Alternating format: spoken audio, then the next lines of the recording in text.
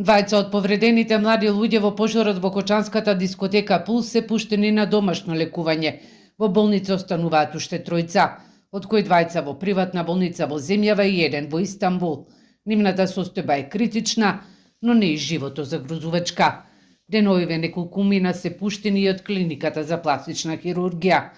Дополнително, 6 пациенти одат на контроли во болницата Пирогово во Софија.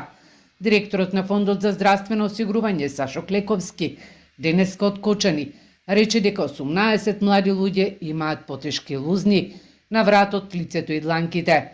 Вравен хирург за пластика од Белгија правил проценка на сите на кои им е потребна реконструктивна интервенција, но за тоа сепак ќе треба време.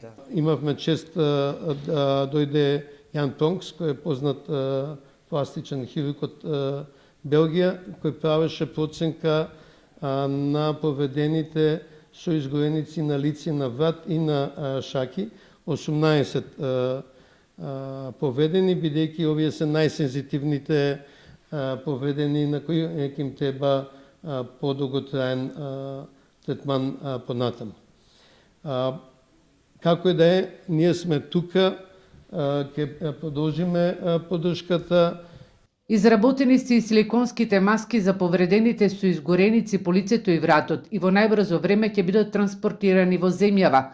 За 6 месеци треба да се набави и нова компресивна облека, а заврши реконструкцијата на одделот за физикална терапија, во кој ќе се активира и хипербарната капсула. Директорката на болницата Кајтарина Панит-Мирчовска вели дека рехабилитацијата на Пониква ги даде очекуваните резултати. Она што беше замислено на почеток, истото се оствари, значи беше малце поинаков тип на терапија, во однос на тоа, во однос на нивните претходни работни обврски, во однос на нивните капацитети, значи се беа вклучени во групни спортски активности, во однос на, бидејќи имавме и музичари кои што беа во дел од повредените, значи за нив имаше посебен тип на терапија, нив требаше да ги вратиме повторно на инструментот кој што претходно го свиреле. Исто така и за студентите, значи беа направени напори да се излезе во пресред на нивните потреби и можности. По трагедијата Кочанската болница располага со поголем буџет.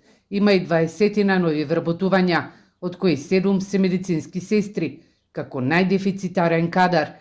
Извршена и набавка на дигитален рентген апарат, како инсталирање на централен довод за кислород во хируршките сали.